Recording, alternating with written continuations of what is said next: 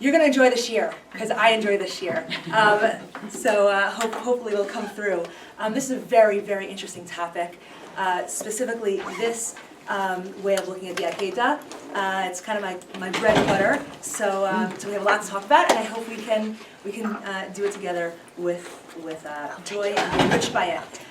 We're talking about the Akedah. Today we're talking about ancient and medieval exegesis. Okay, so we're going to be talking about how ancient Jews, how ancient rabbis, the midrashists, and medieval rabbis viewed the Akedah.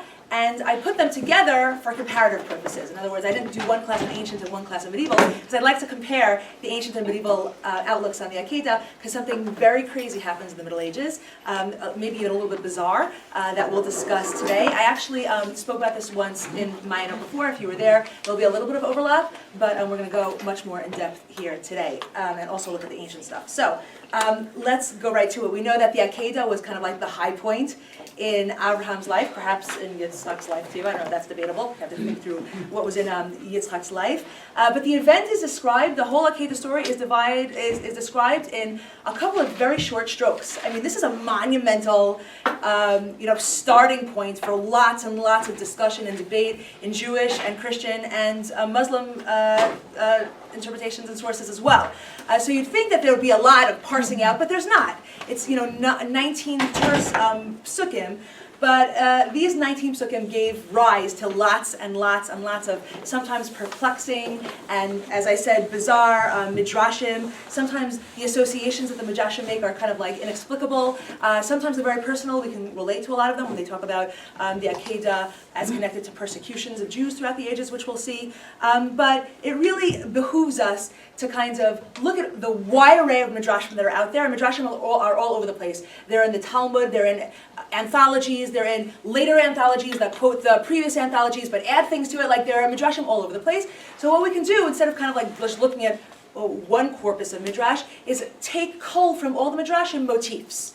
Right? What are the motifs that we kind of see throughout the midrashim that are scattered all over the place?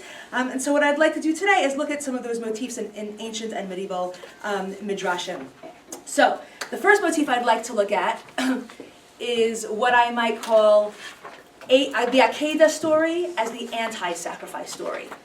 These midrashim want to show you that the Akedah is not about sacrifice. It's kind of like what we were talking about last time with Rav Kook, right? Rav Kook saying the test wasn't will you actually sacrifice your child, the test was will you not sacrifice your child once you feel so galvanized to sacrifice it, right?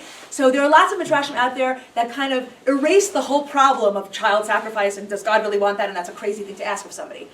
So we can just look in Tanis, the first one here, Tanit. It says as follows.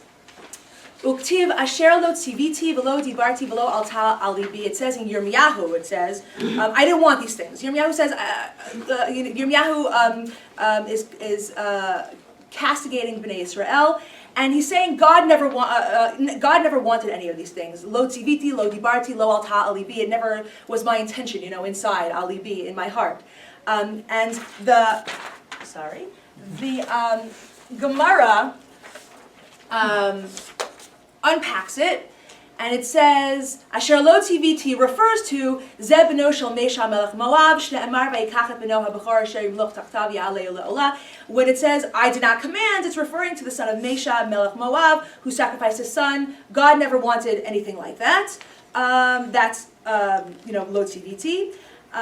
Below dibarti ze yiftach, that's Jephthah's daughter. I never wanted that either. God says that's what lo dibarti means. Below al tali bi, I never had any intention. It was never, really part of my plan. Ze Yitzchak ben Abraham. Okay, I never wanted a sacrifice of any of these people. Right. So just off the bat, that Gemara kind of eliminates this notion, gets rid of this idea that God ever really intended Yitzchak to be sacrificed, right? So any more than he wanted, the worshippers of Baal to sacrifice their children, he never wanted Abraham to sacrifice his child, okay?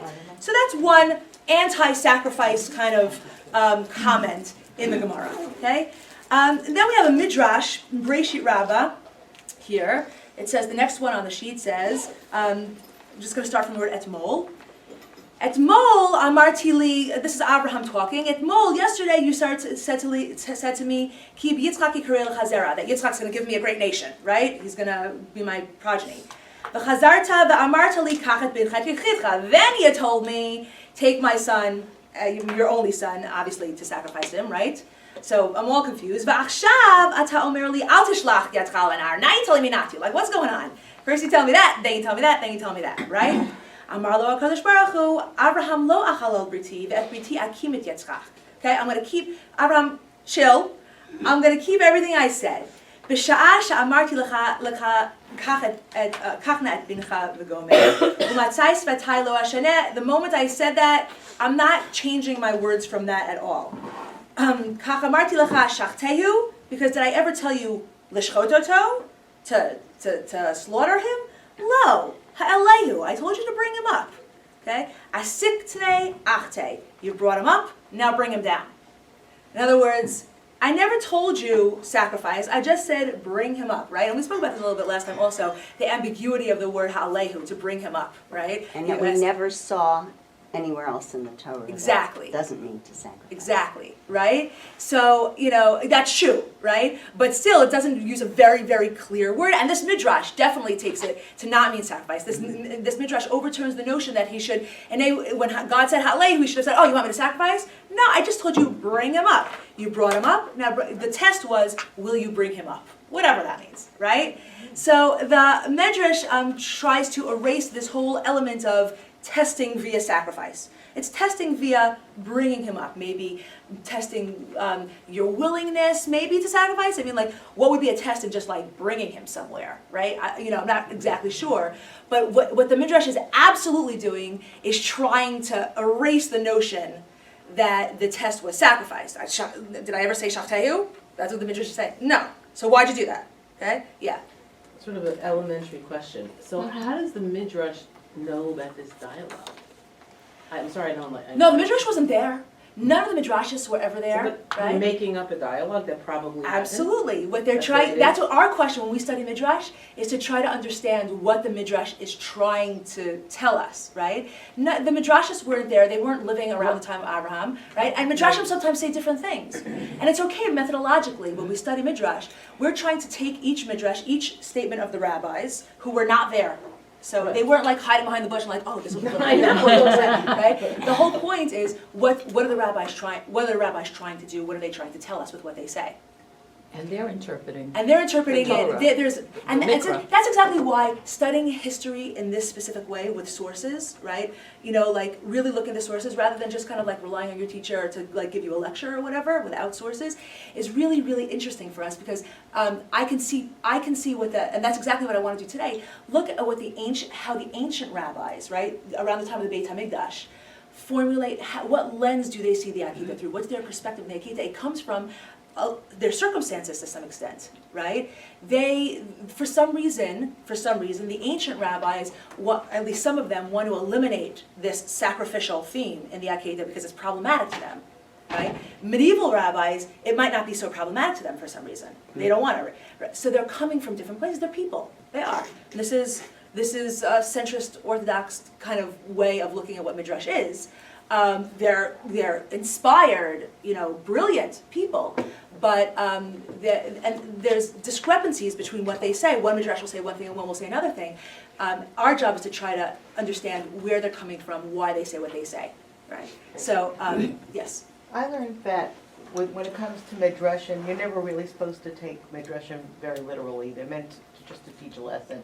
There's a Gemara or something that says if you believe every Midrash, you're a fool, and if you don't believe every Midrash, you're not you're not observant. Yeah. Something to that effect. Yeah, it's not. It's also, it's interesting in terms of the lesson part. My son has this in school also. This idea in his English class. His teacher, whenever he writes anything, whenever he's analyzing a text, a piece of literature, English literature, she always wants them to end with a moral, right? And as far as I'm concerned, and I don't take this up with her, it's fine, and he's learning how to write well, Baruch Hashem, but it doesn't necessarily always have to be about a moral. It can be, the analysis itself could just be sufficient. It doesn't have to be like, what's the takeaway for my life? It's not that every midrash is, is saying, like, this is the kind of Jew you should be, or this is how to be a good person. The midrash is the midrash. In and of itself, we can learn something about, just learning something about the midrashim is important in and of itself. So it's not that every midrash is trying to like a moralist of like a fable, like Aesop's fables, like trying to tell you like don't be lazy or things like that. But some of them do and some of them don't. But we have to go into each midrash and try to understand what the midrash itself is about. The midrash qua midrash, as they say. But yes, if we took them literally, Vashti having a tail, like, well, so it just comes, it's reporting. It's like, it's CNN, it's coming to tell us, so by the way, you should know, the Megillah left something out, Vashti has a tail. Note that. I mean, like, what's the significance of saying something like that? You have to really try to understand, where the midrash is coming from and why it would say that. What's it trying to add? Anyway, so I think that was a great question. It wasn't basic at all, especially when we're looking at midrashim. So that's one kind of stream pattern that we see. I can give you more examples, but I don't want to overload you with each midrash. Each motif. One of the motifs is kind of overturning the whole sacrificial idea, this problematic idea of sacrifice in the Akedah. So motif number one, the anti-sacrifice. Motif number two. Is the one that might resonate with us personally. And that's the Akedah as some kind of template, as some kind of blueprint for the future, as having some kind of vast ramifications for the Jewish people in the future. That somehow Yitzchak represents Bnei Israel, the ram represents some kind of redemption, right? That was the starting point for God's, for some aspects of God's general relationship with the Jewish people going forward. So, just in general, in the Psukim, in Bereshit, it says, Vayisa Abraham et einav, right? Abraham lifted up his eyes, Vayar, and he saw, V'hinei ayil achar me'achaz b'svach b'karnav, and he saw the ayil, the ram, caught b'karnav with his horns in the bush. Vayelech Abraham vayikach et ha'ayil vaya'aleu le'olah tachat beno, and he took the ayil tachat beno instead of his son. And there's really a few questions that we can ask on this pasuk. Well, actually, I was just looking at Tanit in Bereshit, so it's using the word olah. Yes. And right, we're saying olah almost always. I mean, I didn't actually look it up after your question if there's other places where it might not. But olah almost always. That's dafka why the midrash is so interesting, because it seems so clear that in the psukim, like, why would Abraham think anything else? Like Abraham, when God says halehu, Abraham should, of course, that word means sacrifice. So dafka, the fact that the midrash says halehu, it doesn't mean anything about shachtehu, right? That's dafka the reason why we say, wow, the midrash is going to great lengths to overturn it, right? Because it seems very clear that it would be about sacrifice.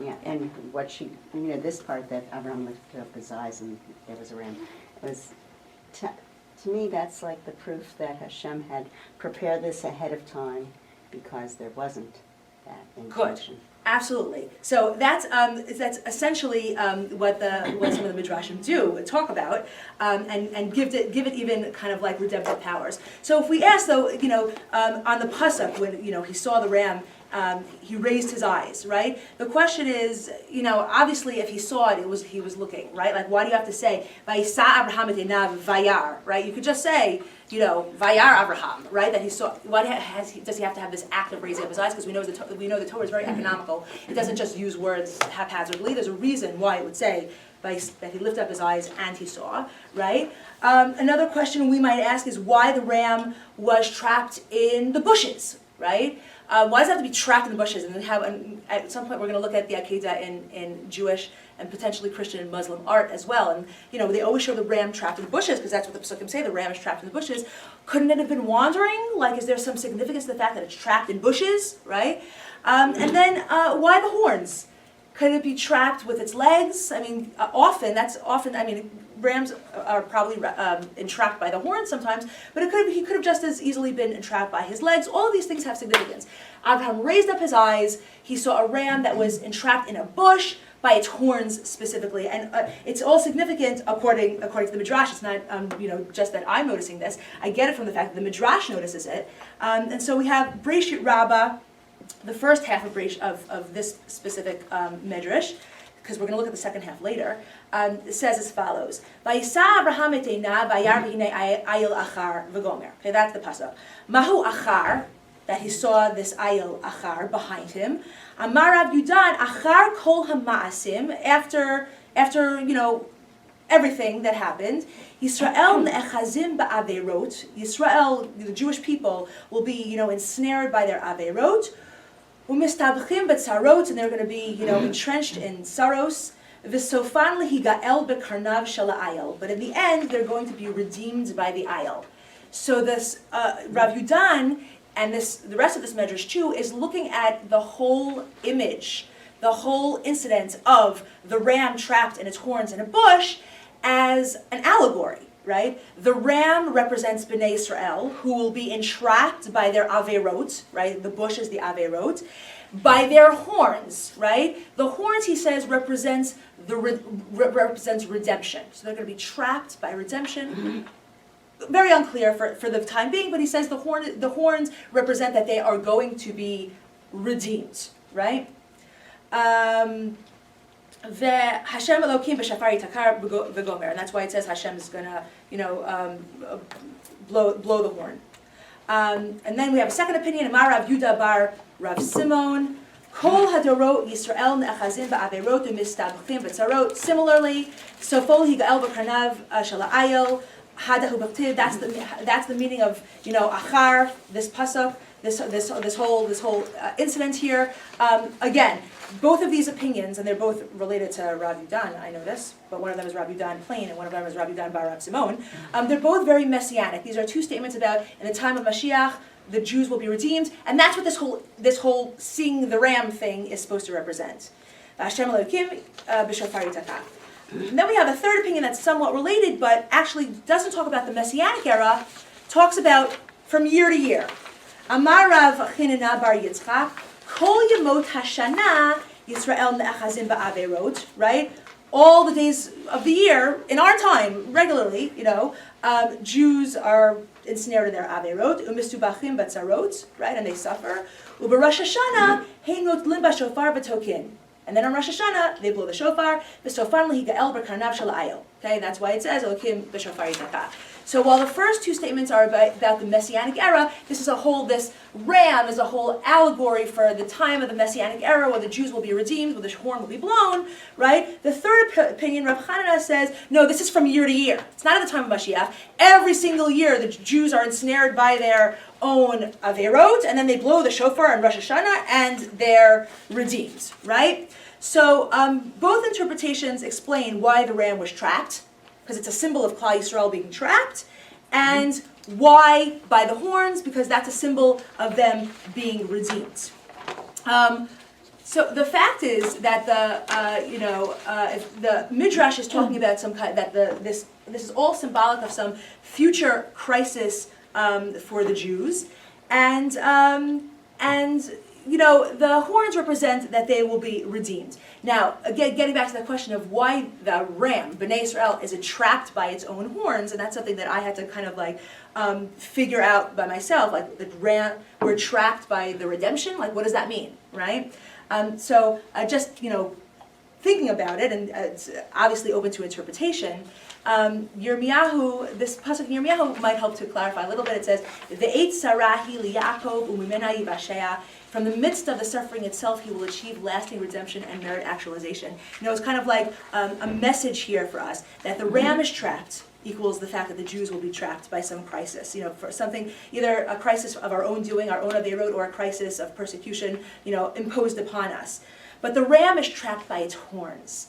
It's almost kind of like a refuah lifnei hamakah kind of thing. The healing, the cure before the illness, right? The symbol of redemption, the geula is right there with us, right? In other words, the opportunity for redemption is right there in the entrapment itself. Like when you're facing crisis, when you're facing persecution, when you're facing a difficult situation, if you can't run away from it, you're entrapped by it, right? You should know that you're entrapped by the horns. The horns, you're entrapped in that entrapment is an opportunity for redemption. Use that entrapment, and this is a philosophical thing that we see in the writings of the Rav on Theodicy. When the Rav talks about why bad things happen to good people, he talks about suffering as an opportunity for redemption, that within the suffering, good people look for ways to be redeemed. So if the Midrash is talking allegorically, which it is, seeing the ram entrapped by its horns as an allegory for Bnei Israel being entrapped in their own sins, then the horns represent the redemption that's right there waiting for them. But Excuse me. yes, Since you mentioned the Rav, Yes. I would highly recommend that if anyone didn't get to read the Rav's at the end of last week's sources, which we didn't get to cover, yeah. it's so worth reading. Yeah, that was a good one. It's excellent. What can you do? Yeah. We only have so much time for all this goodness. So the Akedah here, this is definitely one of those midrashim that see the Akedah as having some kind of vast ramifications for the Jews throughout history. It wasn't just a moment in time, Abraham and his son and wrestling with sacrifice and whatever. It has implications for all time for the Jewish people, right? We have Pirkei Rabbi Eliezer also right afterwards that sees the Jews as a people emerging from the Akedah, not just Abraham or Yitzchak emerging unscathed. We actually see the Jewish people themselves emerging unscathed, and this is a very beautiful midrash here. It says as follows: Rav Chanina ben Dosa Omer, Oto ha'ayil shenivra bein hashmashot. This ayil that was, and this is also a very template-oriented kind of image, the ayil, this ram, which was created at the beginning of creation, bein hashmashot, on that first Friday before Shabbos set in, right? So this was, again, in the works. God orchestrated all of this. This ayil was in the beginning of time, and then it reappeared at the Akedah, and this midrash is going to tell us, and then it reappears, and reappears, and reappears all throughout the history of the Jewish people. Okay, so it's very cool. Not a single thing was wasted from the ayil. Okay, every part of the ayil was used, of the ram was used. Afaro shel ayil. And keep in mind that we're talking about ashes of the ayil here. Later on, we're going to see a theme of afaro shel Yitzchak, the ashes of Yitzchak. But this midrash, this ancient midrash, does not talk about the ashes of Yitzchak, because Yitzchak has no ashes, because he wasn't killed, right? Afaro shel ayil hu yisod al gabei hamizbeach hapnimi. They became the basis of the mizbeach, right, in the Mishkan, right? So they're in that part of Jewish history, in that part of the narrative of Jewish history. The ayil is in the Mishkan. Gidei ha'ayil elu asaran devalim shel kinur shehaya David menagim bahem. Right, the gidim of the ayil, the sinews of the ayil were used for the kinur of David. Right, orosh, which he used to play beautiful music and create tefillot and uplift the people spiritually. Orosh shel ayil hu ezor matnav shel Eliyahu zachor latov. The leather, the skin of the ayil was used for the loincloth that Eliyahu used, Shene Emar, and this might be a different image than what you imagine. We imagine Eliyahu Navi kind of, right, this miraculous person who kind of visits people and helps them out is kind of like this angelic, right? But he's described in Malachim, Vayamru elav ish ba'al se'ar, he's a hairy man. The Azor or Azor b'matnav, he kind of looks like a, maybe a noble savage. He has a loincloth and he's hairy, so his loincloth was evidently from the midrash, made from the ayil, the ram of Abraham. Karnav shel ayil, the horns of the ayil, shel smol shetakabo b'Har Sinai. The left horn was blown at Har Sinai. Shne Emar vahi b'mshoch b'keren hayovel. V'shel yamin shehi gdola mishel smol, and the right one that's bigger than the left one, shehu atid litkoa bad atid lavo. That's the one that's going to be blown in the Messianic age. Okay, so again, bless you. This midrash universalizes the Akedah. It's the Jews as a people who emerged and benefited from the Akedah throughout history, and we see that all of the examples that the midrash gives, David and Eliyahu and the shofar at Har Sinai and the shofar at Mashiach, are all very public examples of points in time where Jews kind of displayed, overtly showed off their spirituality. The string of David's were used for poetry and tefillah, like we said. The loincloth of Eliyahu Navi, Eliyahu Navi he's this zealot who has this passion for pursuing justice, and he stands up against Achav, and very proudly and very loudly voices his opinion. The shofar at Har Sinai, very public pomp and circumstance, to the point where the Israelites were like, oh, we can't stand this, right? It was obviously a very public event.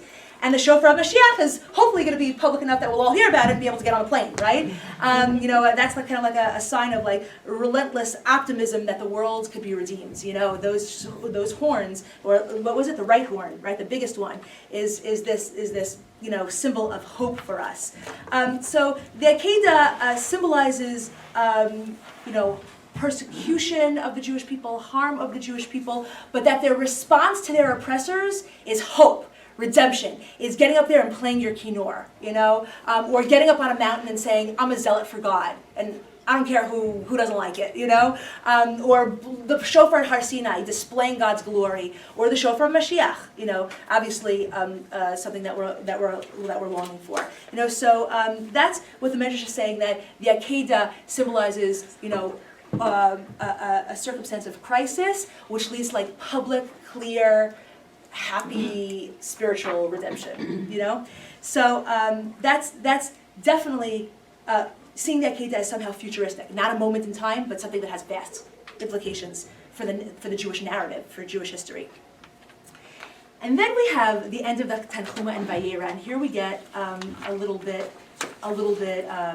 interesting too. Can you tell us the time periods of Very hard to say. Of Pirkei Rabbi Eliezer? We don't know. It's very hard to say. It's very hard to say. Pirkei Rabbi Eliezer specifically might be something like 7th century. It's an Akedah retelling of the Bible, and it's a midrashic anthology, and some date it to the 7th century. Actually around the time when Islam was coming on the scene. So yeah, but that's a very good question. If we could pinpoint it and like point to exact things, like there's a professor named John Levinson. What's his name? Who kind of tries to do that and sees like when the rabbis kind of look at the Akedah as a replacement of sacrifice, where they says like when the Akedah was put into place is when this tefillah was put into place, or whatever. That's the place where the tefillot happens, things like that. That's about the time where tefillah was replacing karbanot, things like that. So the replacing of Yitzchak is karbanot, but they're replacing karbanot with tefillah, whatever, things like that. So it's interesting to try to put it that way. The end of Tanchuma, the end of the Tanchuma and Vayera. I found 2 editions of this Tanchuma. Okay, they're actually, if you look, the next 3 sources are all connected to each other. There's the Buber edition of this Tanchuma. Buber has, he writes down this Tanchuma, and then there's the Warsaw edition of the same Tanchuma, but there's something added. This is crazy. Somebody should publish this. This is there's something added when whoever wrote the Warsaw edition. I should have looked at the author, but whoever wrote the Warsaw edition added something, or whatever. Maybe he was copying from a manuscript of somebody who had added something. There's something added in the Warsaw edition, and then in the next one, in Breshit Rabbah, 56:9, the second half of the one that we already did. That thing that was added in the Warsaw edition carries on. It's also there, okay? And what's so interesting about this, we're going to see what's added, is Rashi, in the Middle Ages, Rashi, right, in the Middle Ages, repeats this Medrash, repeats this Tanchuma, and switches it in his own way. He does something else to it. So we see this trajectory of like, this midrash in various permutations, crazy things happen to it over the course of time. Okay, so just to read one line in Buber's, okay, the second line, the middle of the second line, Afatak sheyihu banav shel Yitzchak chotim lefanecha, right? When they're gonna be chotim lefanecha, v'nechnasim letzara, and so they were going to enter into tzara, into hardship. Zachor lahem Akedah Yitzchak avihem v'salach lahem. You should remember Akedah Yitzchak and forgive them. Ufdei otam mitzaratam. You should take them out, redeem them from their tzara. Okay, this definitely futuristic. This Tanchuma is definitely talking about Akedah as being redemptive for the Jews in the future, right? When you look at that same saying in the Warsaw edition. We'll read the whole thing, but I'll tell you where that line is. Amar lo. Kishem shahaya, this is Abraham talking to Hashem. Amar lo, Kishem shahaya b'libi ma lahashivcha. I could have responded to you, God. I had something in my heart to respond. V'lomar lecha, etmol amarti li ki v'yitzchak yirei lechazera. I could have said to you, God, yesterday you asked me, you told me that you gave me that promise that Yitzchak would be my zera. Achshav ata omer li ha'elei sham lo'la. Right? Now you tell me to sacrifice him. V'kavashti et tzvi v'lo heshav ticha. And I didn't respond to you. I was kovesh my yetzer. I wanted to respond to you. What are you talking about? You just promised me that you were going to be a nation. But I was kovesh that urge, that impulse, and I didn't respond to you. And then this is where we get the parallel to what's said above. That's important for us. Kach shehiyu banav shel Yitzchak kotin, right? When the children of Yitzchak will be chotei, they'll do averas. V'nichnasin letzara tehenis kar lahem akedah shel Yitzchak, right? That God should remember the akedah shel Yitzchak. V'tachshov lefanecha, and it should be before you. Ki'ilu afrod savur al gabei hamizbeach, like his ashes were on the mizbeach itself. But tislach lahem tiftam mitzaratan, and then you should redeem them. So it's the same kind of thing as what the Buber edition says, but whoever was making the Warsaw edition, whatever manuscript that person was copying from, added this phrase, Ki'ilu afaro savur al gabei mizbeach, Ki'ilu, it should be as if his ashes are on the mizbeach. So what? So what? Right? Like it's not like you should remember that Yitzchak was actually killed, right? You should remember, it's as if, right? What's interesting for us is, first of all, when you're copying a midrash, you should try to copy it, like exactly what it says, right? And it's meaningful that somehow there's this beginning of this notion of an as-if sacrifice, right? As if a sacrifice actually took place, right? Instead of saying like, no sacrifice, you should just remember Abraham's willingness to sacrifice. Or you should just remember Abraham's faith, or something like that. I don't know, right? It says you should consider it as if it actually happened in some way, right? So there's this as if ki'ilu kind of thing, and that's what we see in Bereshit Rabbah also. Okay, that's the pasuk, right? Abraham took the ayil and he sacrificed it tachat beno.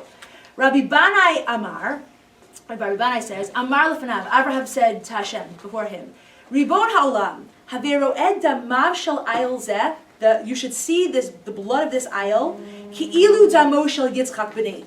You should see it as if it's the blood of my son. Emurav, the limbs, ki'ilu emurav di Yitzchak bri. You should see it as if it's the limbs of my son, kahadad tunan, as we have learned. Harei zeh tachat zo, harei zo tmurat zo, harei zo chalu fei zo, harei zo tmura, right? This is about an exchange. We do kaparos also, right? With this kind of phraseology. This is an exchanging of, one thing for another. Not that God is saying, no Yitzchak. Yitzchak is not part of this picture. But yes, an animal. Yitzchak and the animal are equal. It's an equal exchange. It's not him saying like, put Yitzchak out of the picture. It's as if Yitzchak. As if Yitzchak. As if Yitzchak. Instead of saying, I'm doing this to an animal, and I'm doing that to an animal, and I'm doing that to an animal, it's as if I'm doing it to Yitzchak. It's as if I'm doing it to Yitzchak. The blood, the limbs, whatever. I sprinkle the blood, I'm sprinkling the blood of Yitzchak. As if. Not really, but as if, right? Rabbi Pinchas Amar lefanav, Ribon ha'olamim, have ro'eh ki'ilu hikravti et Yitzchak b'nei tchila. Okay? You should consider it as if I sacrificed my son first, and then afterwards I sacrificed this ram. Okay? So we definitely have this ki'ilu kind of notion being inserted into the midrash. So afaro shel Yitzchak now. Afaro shel Yitzchak, which is this new concept in the midrash, is something having to do an investment for the future, so to speak, right? The fact that there's these afaro shel Yitzchak or whatever, or there's ki'ilu afaro shel Yitzchak, there's this semblance, some sense of the afaro shel Yitzchak. God should look at those and remember in the future and all these kind of things and redeem Bnei Israel and take away their suffering, right? So keep that in mind because we're still not at the Middle Ages yet, but Rashi is going to do something crazy. Guess what Rashi's going to do? Can you guess what Rashi's going to do? He's going to take away the word ki'ilu. It's nuts. It's going to be afarosh shel Yitzchak. Like afarosh shel Yitzchak are actually, they're not imagined or as if afarosh shel Yitzchak. They're actually, I can't even wait. I can't even wait to even, you know, and I'm still, I'm going to restrain myself. I'm going to be kovesh my own yetzer. And I'm not going to read the Rashi right now because I want to do ancient first and then medieval. Got to keep to my structure, you know, because it'll be easier to understand that way. But that he just leaves out the word ki'ilu. Also, just out of curiosity, I don't know about the timing because I'm all for that, but isn't this how the Christians view Jesus and everything like We'll this? do it. That's the basis We'll of do their it. religion. We'll do it. Okay, I feel like Yes. it's sounding more and more like Right. So why would Right. Rashi in the Middle Ages, for example, Right. A lot of these midrashim, to be frank, came before the advent of Christianity, Okay. right? We'll read one soon. Now we'll read one now, right here. The next one, Vayikach Abraham et atzei ha'olav v'yasem al Yitzchak b'no kazeh sheto'en tzluvo b'ktefo, right? Oh. Abraham took it, like one bearing his own cross. So he's like, that's clear. I didn't even realize Like that. this is Yitzchak bearing the cross. Like that's very Christological, right? But you have to be a little bit careful. Again, we can't date the midrashim precisely, but the general consensus is that this midrash came before the real advent of Christianity. So what is this talking about? The rabbis, the Jews at the time, the Pharisees, all the Jews in Judea at the time are living at the time of this midrash are living under Roman persecution, right? Like Beit HaMikdash is going to be destroyed soon, whatever. They're talking about the everyday cruelty of Rome. Crucifixion was par for the course of the time. We think crucifixion, we immediately think, we know, the crucified guy, right? But that's how the Romans killed Jesus that way because that's how Romans killed people. That was the general way. Yeah, they killed everybody that way, right? So when they say it's like Yitzchak, the rabbis living at this time where crucifixion is par for the course, right? Jesus is not really around yet, or they're not really contending with that issue. Where they're saying Yitzchak is like a person bearing the cross, they're talking about they're seeing the Akedah through the lens of their own experiences, having been persecuted, and many of them having been strung up on a cross. You know what I'm saying? Many Jews, people that they know and love, having been killed on a cross. So it's not necessarily referencing Jesus; it's referencing Jewish suffering at the time of Rome, right? Although it's cool to like. It's like, you get chills thinking about like, they don't even know what they mean, because soon there's going to be like the cross that they're going to have to contend with, right? So that's what we have here in Genesis Rabbah 56:3. We have a bearing of a cross. This foreshadows obviously Jesus, but it's not necessarily Jesus specifically. The Jews are seeing the Akedah again through the lens of their own suffering, the lens of their own experiences, and what we do see, and this is I guess another motif. That's related to this idea of ki'ilu, the afarosh shel Yitzchak, is the Akedah as some kind of shadow of death, some kind of like hint or semblance of actual death, right? Because the Akedah is really a story of non-death, remember? And then they're talking about, and then we have these midrashim where we're talking about like, ki'ilu, the ashes of Yitzchak. Why? Why are you saying ki'ilu, the ashes of Yitzchak? There's no ki'ilu, the ashes of Yitzchak in the actual story in the Bible, right? Why are they doing this, right? They're seeing it through the lens, they see around them persecution, right? And they're like, they feel the ashes of Yitzchak. We're the Yitzchaks. We're Yitzchaks, right? And so they can't say that there are, afarei Yitzchak, because the Pesukim don't say it, but they're like, God, just look on the situation and pretend there are afarei Yitzchak. Imagine the ashes of Yitzchak and help us out. We're your people, So there's this definitely they add to this. The rabbis add to the Akedah this notion of like actual suffering. Yeah. It seems like it's a shift. What we talked about last week and what we think about generally is Abraham's crisis and his test and his mood. Here, what you're saying is the focus is on Yitzchak, even like Yitzchak bearing his own cross. They're not talking about Abraham's faith, they're talking about Yitzchak's experience. Right. Yes, exactly. To the other person. Exactly. Because they're moving more towards this notion of like the experience of the victim, so to speak, the experience of death, because they're experiencing death, right? So for them to say, Abraham had a willingness, blah, blah, blah. Yeah, I guess they could say to God, Abraham had a willingness, to sacrifice his. Abraham was a person of faith, whatever. But they're really suffering. Like the rabbis are suffering. They're like, we're like Yitzchak who suffered. Can you please just remember the suffering of Yitzchak? And we say to ourselves, there was no suffering of Yitzchak, right? And that's exactly the point that I'm trying to show, that the rabbis are doing something to it, are seeing it in a different way because of their own experience. It is called Akedah Yitzchak. Right. But it's the binding of Yitzchak, Yeah. not the sacrifice of Yitzchak, not the suffering of Yitzchak. He was bound. Yeah. It almost sounds, with all these discussions, that there was an apologist approach, I know that's not a good word, because they felt, okay, so this is a happy ending, they found a ram and this and that, and now what? What can we take away from this? What did we gain from this? It's almost like they're delving in to say, okay, it ended happily, but we really need to take, to benefit from this. So we'll Yes. say the ashes, Keilu. Exactly. But that, I would think that would be later on, medieval. So later on, and when it not- gets not- really intense, when Christians mock Jews and are like, our guy is better, he actually died, right? Right. Then we see Rashi taking out the Ke'ilu and saying, our guy died too. Crazy. Like our guy died, not as if he died, not imagine that he died, he did.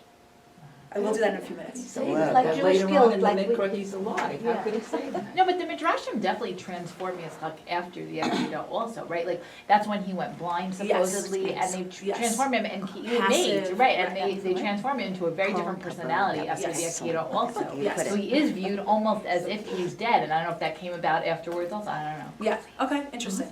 And I think it gets tied up in the death of Sarah, Mhm. right? So the space there too. Yeah, yeah, this is all good stuff. It's really interesting. Okay, the Pirkei Rabbi Eliezer, the next one, I put in here because, okay, this is the resurrection motif. Okay, so this is where we're getting hot and heavy over here. Okay, and I see from here that this is a messed up copy. My words. Rabbi Yehuda Omer Kivan she'higia hacherev al tzavaro parcha v'yatza nishmato shel Yitzchak. That's important. That's all good, right? As soon as the cherev came on his tzavar, as soon as the knife came on his neck, parcha v'yatza nishmato shel Yitzchak. His soul left him. Kivan legufo is not right. This is all. It's mixed up. The end of the second sentence is supposed to be at the beginning of the second sentence. So let's just read in English. Rabbi Yehuda said, once the knife reached Yitzchak's throat, his soul fled. He died or something, right? When God spoke from between the two kruvim and said, do not raise your hand to the boy, the soul returned to his body, so he resurrected. He untied him and he stood on his feet. Then Yitzchak knew that the resurrection of the dead was ensured by the Torah, and in the future all the dead will be resurrected. So he opened up and said, Baruch atah Hashem mechayeh hamitim. That's where the bracha mechayeh hamitim comes from, okay? So there's definitely some kind of death motif here also. I know that it bothers a lot of people, like how could they put in this death motif when there's actually no death motif. Some scholars have pointed to the fact that it says that yatsa nishmato, and this is again a question for some kind of concordance. What yatsa nishmato means. Some scholars are trying to minimize the death motif, thinking like the ancient rabbis. There's no real other place that the ancient rabbis talk about Yitzchak as actually dying. They talk about Ki'ilu, as if he died, right? And they see Yatsa Nishmato as indicating that somehow he fainted, right? Like he was so taken aback. This is kind of like a graphic image of he's seeing the knife and Yatsa Nishmato, right? And then when he came to, right, and then he saw that his father didn't, took the knife away because it says right before that angels came and said, don't slay him. Oh, so he came back to life. The blood came back to his face, right? So some people view it that way, take it or leave it. What's definite here is that what happens next, what the rabbis do next, again in the Middle Ages, they don't talk about Yatsa Nishmato, they talk about dead, like dead. So there may or may not be a difference. It's up for you to decide. The Tanchuma. This is still ancient. We're going to do one more ancient source, and then we're going to get to the medieval sources. Yes. No, I was just wondering where the Middle Ages. Yes. Rashi. It starts with Rashi. So that's the next source. But first, let's do the Tanchuma. The Tanchuma in Shlach says as follows.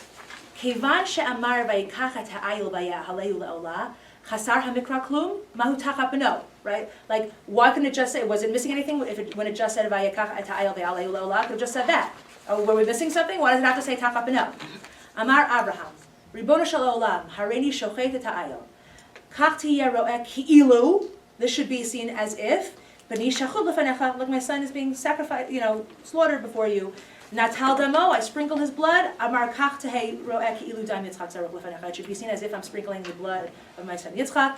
Natal ta'ayil v'hafshito, I'm taking the ayil and I'm flaying him. Amar lo kach tehe ro'eh ki'ilu or Yitzchak hufshat lefanecha le'bei hamizbeach. It should be seen as if I'm flaying my child. Sarfo, I know I say this with, as lack of, empathy, but I've seen it so many times before, but it's pretty powerful, right? Sarfo, I'm burning it. Amar lo kach tehe ro'eh ki'ilu afaro tzavor lefanecha al gabei hamizbeach. You should see it as if his ashes are before you on the mizbeach. Vaya'aleu le'olah tachat beno chasar mikra klum mahu tachat beno. Again, why did it say tachat beno? Amar lo kadosh baruch hu chayecha, by your life. It's like an oath. B'chayecha, Bincha hu shenit karev rishon ela ayil hazeh tachtav. Okay, it's bincha hu shenit karev rishon ela ayil hazeh tachtav. It's the ayil that's. I'm accepting this notion that it's the ayil in exchange for him, right? So this is again a midrash. It's a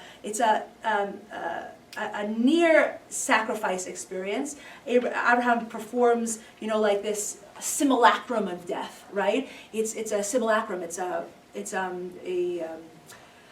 pretend death. This is as if it's my son, as if it's my son, as if it's my son. We see ki'ilu over and over and over again. So we see, and that really wraps up the ancient midrashim. We see the ancient midrashim as either indicating a non-sacrifice, right? Like it never happened, God never wanted this thing, right? That was the first thing we did for like 2 seconds. And then we have all of these midrashim that are hinting to some kind of near-death experience, semblance or simulacrum of death, and again, which foreshadows, in some of the midrashim, which foreshadows, has implications for the future of the Jewish people, that they'll be redeemed and blah, blah, blah, blah, right? So that's ancient. And then we move on to the medieval ones, and they should go rather quickly, even though we're short on time, which I always am, I have a hard time keeping to the time. We see something very different. This seems to feed into this idea of Hashem being like a meat eater. Like you didn't want, instead of having Yitzchak, have this ayil. Yes. Well, that's the Torah itself. It's not this midrash. The Torah itself says this ayil is going to be tachat b'no. Right, so that's we don't have to wait for this midrash. That's definitely, and not God is a meat eater per se. I don't know if God eats, but this is a sacrificial system. Yeah.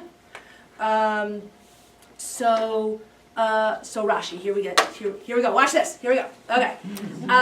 We're gonna skip the first line. He invokes the midrash, right? The midrash that said ki'ilu afaro shel Yitzchak. He says uba midrash Akedah Hashem yirah.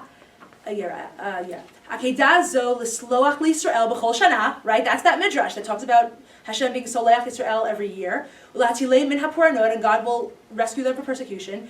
Kedei she'amar hayom hazeh b'chol hadarot haba'im. When it says hayom hazeh, it's referring to all the dorot. It's an eternal symbol. Bahar Hashem yira'eh afaro shel Yitzchak, not ki'ilu afaro shel Yitzchak. It's the same medrash.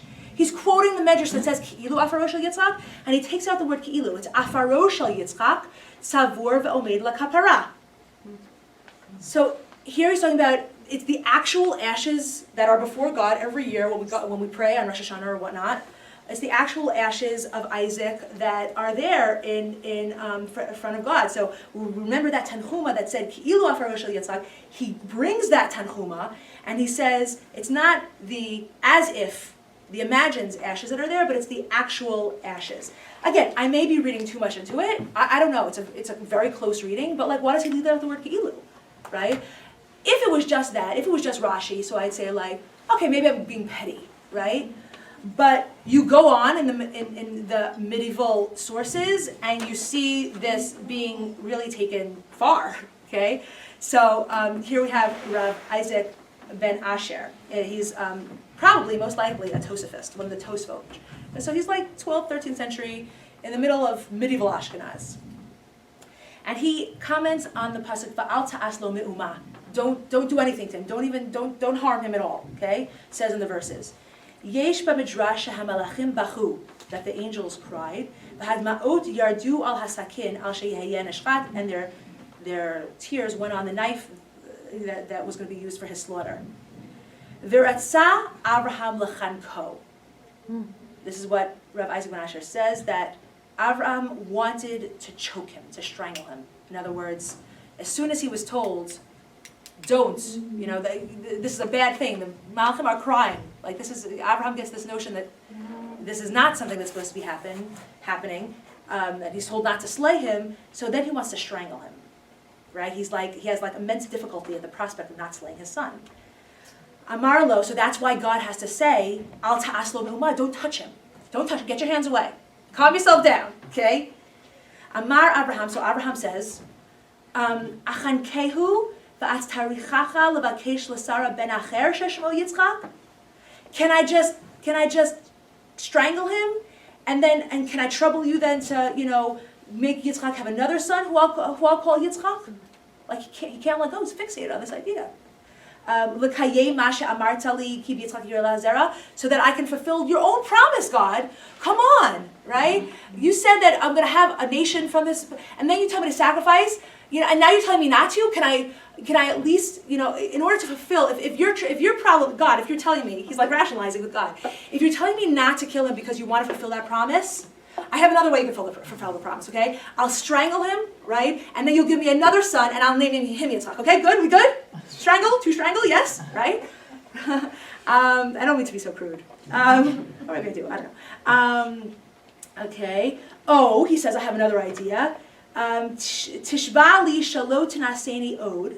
You should, promise me, right? You'll make me a new promise. That the afaro shel Yitzchak,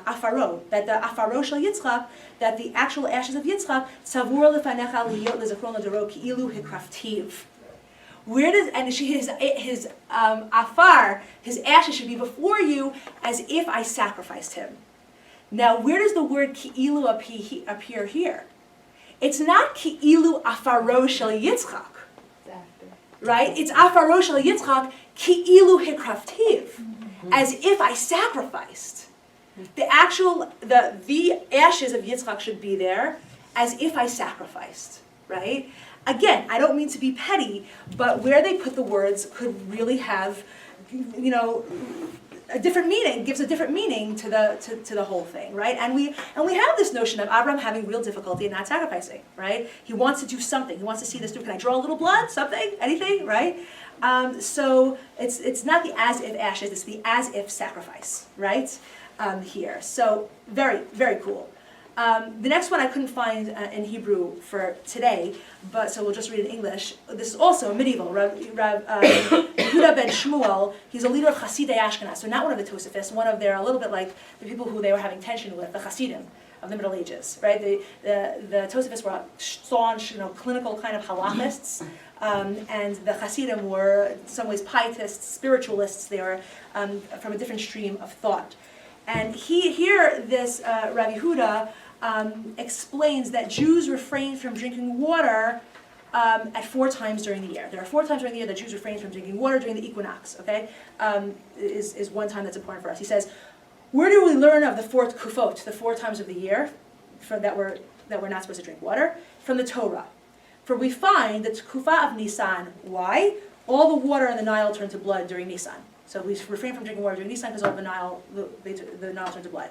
The Kufa of Tammuz, why? Moshe hit the rock and the water flows. It does not say the water came out, but that the water discharged and one only uses the word discharge for blood. Okay, so again, water turning to blood during the time of Tammuz. We're not drinking water during the equinox. During when Tammuz comes around. It's Kufa of Tishrei. Why? Because when Isaac was sacrificed on the altar and Abraham reached out his hand and took the sword to slaughter him, the sword dripped with blood. Why is there blood? The Torah is talking about blood, right? The sword dripped with blood. And it's Kufa of Tevet. Why? Because Yiftach. right? When Jephthah slaughtered his daughter, all the waters turned to blood, okay? So water turning to blood, whenever water turned to blood in the Torah, whatever time that happened in, we're not going to drink water during that time, okay? Bloody waters. So there's definitely this notion of the sword at the Akedah, the one meant for Yitzchak, was turning to blood, and the source doesn't say that it's turning to blood because it slaughtered an ayil. If it slaughtered an ayil, then that would be fine. Then we wouldn't refrain from drinking water. There were many times when swords were dripping with blood during karbanot, and they don't, refrain from drinking water every time there was a karban in the base of Mikdash. We'd never be drinking water. There's karban in the base of Mikdash all the time, right? It's this time when the sword dripped with blood in a kind of uncomfortable way, right? The sort of Yiftach with his daughter, and the sort of Abraham with his son Isaac. But they also both didn't happen. Yeah. Right, right. So what is Well, that? Yiftach's did, but right. Did he actually really kill her, or is there mention that she was like taken away? There's Okay, that's what they yeah, was but in elementary supposedly school. Yeah. there is what to say about that. Also, there's Christological reads of Yiftach, which are very interesting also, and the connections. But yeah, that you're right. This is all very weird. That's exactly the point. There's just two more here. We'll do them quickly also. Batipol me'al hagamal. Listen to this one. This one knocked my socks off. This is from another Tosafist, Judah ben Eliezer. Batipol me'al hagamal. This is talking about when Rivka fell off the camel, right? When she was about to meet Yitzchak. Why did she fall off the camel? This is what Yehuda ben Eliezer says in the Minchas Yehuda. Lefisha ra'ata Yitzchak, because she saw Yitzchak, shehaya ba migan Eden, v'haya holech, and he was coming from Gan Eden. What? Right? Why was he coming from Gan Eden? V'haya holech, and this is how he was walking. Kederach shehametim holchem. He was doing the dead man's walk. He was walking the way dead people walk. Raglehem lamala, with his feet up in the air. Right? So what the Minchas Yehuda is talking about, he wants to be true to the Psukim. The Psukim say that Yitzchak didn't die, right? According to the verses in the Bible, Yitzchak was alive. It was the ram that was killed. Yitzchak comes out unscathed, right? So he doesn't say explicitly, Yitzchak died at the Akedah. But he says, don't worry, even as a living man, he does the dead man's walk. You know what I'm saying? Like, he still walks like a dead guy, right? Like it's somehow the medieval rabbis feel compelled to insert into this story this image of the actual afarosh Yitzchak, his actual ashes, his actual sacrifice. He's a dead man, or he walks like a dead man. He is a dead man. Whatever. Why does he walk that way, right? And he's coming from paradise. Yeah. Do we see anything, these are all from Christian countries, right? Do we see anything from the medieval scholars from the Muslim countries? We see. But It's anything along these lines? very, very different. No, we don't have this very clear death motif. We have some certain things like Ibn Ezra writes, some things that come close to it, but he still keeps with a ki'ilu kind of thing, rather than like saying he's walking upside down like a dead person. I mean, it's crazy. We have tons. I mean, I didn't put them all on here, but we have lots of Tosfos that talk about Isaac actually having gone to Gan Eden. Binyamin Bar Shmuel of Coutances, for example, says that Isaac, he tries to figure out how many years Isaac actually spent in Gan Eden. He says he comes to the conclusion that he was there for 3 years. The Yalkut Shimoni, the Hadar Azken, the Balei Tosfot al HaTorah talks about Isaac emerging from paradise. I wrote here. I don't put them all on here, but there's a lot of this notion of Isaac having gone to Gan Eden. And we'll just do this last one, then we'll talk just a little bit again about why this happens in the Middle Ages. The Shibbolei Haleket, in an effort to show that the brachot of Shmona Esrei have always been in place, right? They've been in place for a really long time. He says that the bracha of Mechaya Hemetim, and we saw this in the Midrashim also, was said by the Malachim at the Akedah. He says, K'shnei Akad Yitzchak Avinu al Gabei HaMizbeach v'naseh deshen v'haya afaro mushlach al Har HaMoriah. His ashes were scattered on Har HaMoriah. I mean, that's real ashes. Miyad hevi alav HaKadosh Baruch Hu tal v'hachyeoto, but God came and revived him. There's a real resurrection motif. His ashes were actually scattered. It wasn't like he fainted or something. His ashes were scattered and God revived him. Lefichach amar David kital charmon sheyared al Har Etzion v'gomer.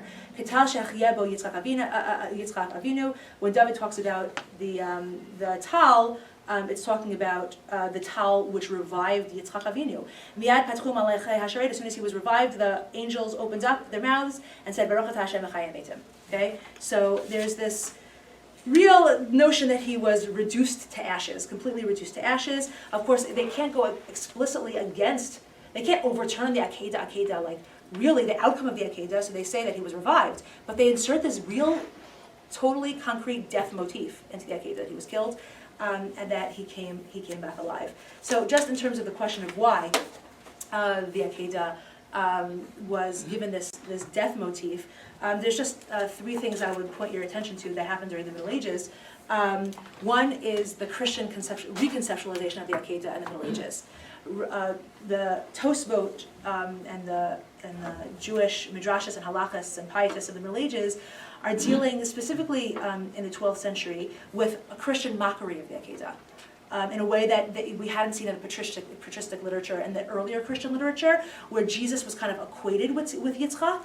Then we see this notion in the 12th, 13th century. Christians are not equating Jesus with Yitzchak, they're saying that Jesus is superior to Yitzchak, because Yitzchak was not sacrificed and Jesus was sacrificed. They cast Yitzchak as inferior. And so the rabbis can help that situation by saying, no, he was revived. Saying he also was sacrificed. His ashes were reduced to dust. He was reduced to dust. And he was revived, but like Avram went through with it in some way, shape, or form. So, they're commenting that real turn in Christian theology. Christians in the Middle Ages, and this is actually what I wrote about in my dissertation, because I wrote about the reconceptualization of childhood in the 12th century in Jewish and Christian literature. Christians reconceptualized Jesus as a child.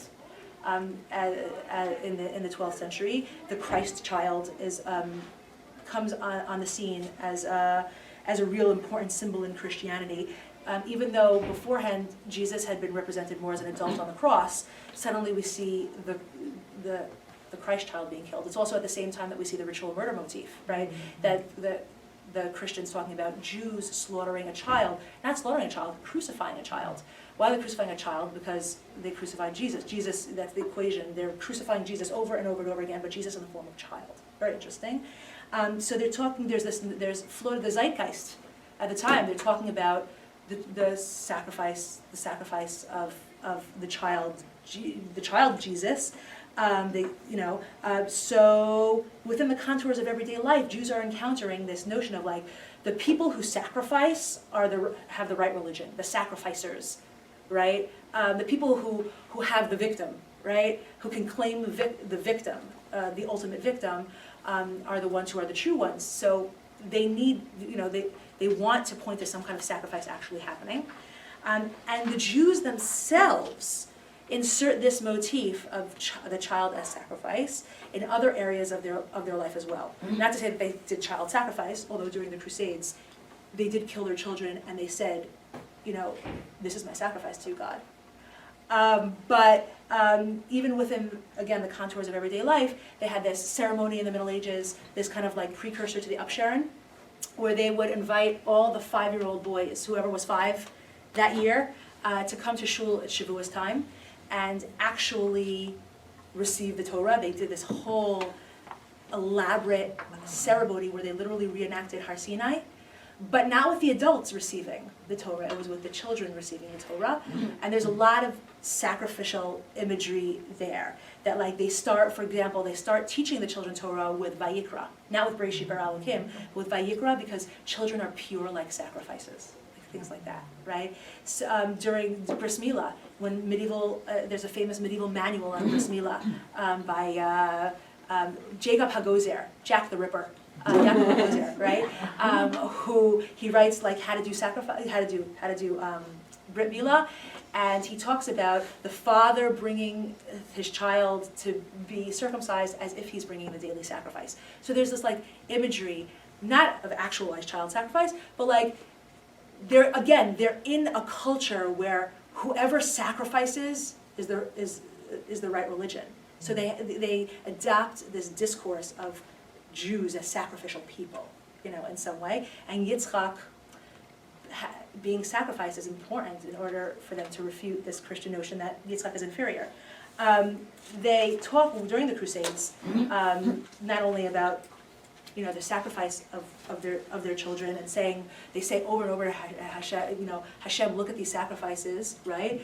They say these sacrifices are even better than the Akedah, because the Akedah had one and we had 1,000,000, like things like that. They don't only say Hashem, remember the Akedah, but they say look at this, compare it to the Akedah, and do us good. Like help us, right? We just have the last source that you have on the sheet is the Yad Shimoni, which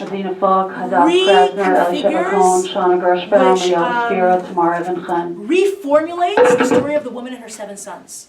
Okay, as follows. It adds something to the story of the woman and her 7 sons, which appears in the book of Maccabees. It's an apocryphal story about the woman and her 7 sons. Trough, you have a package in the office that was dropped off for you. Please come and get it. Sometimes called Chana, And whoever left her lunch and in a it adds giant something. This is the Ziploc medieval bag source with a saying as map follows. book near the elevator. Amarlo, Please come and get it from the office Miriam as bat well. Nachtom. Miriam bat Nachtom says to the Caesar, says to Caesar, Bevau minach, I beg Following you. students, please come up here. Shalva Faber, Yael Berger, Corinda Hahn, Gadi Please give Lerner, me Ariel my youngest Samuel. son and I'll Ariel hold him. Samuel, Gadi Lerner, Corinda Hahn, Yael Berger, and Shalva Somehow Faber. embrace him, I don't know, do something loving to him.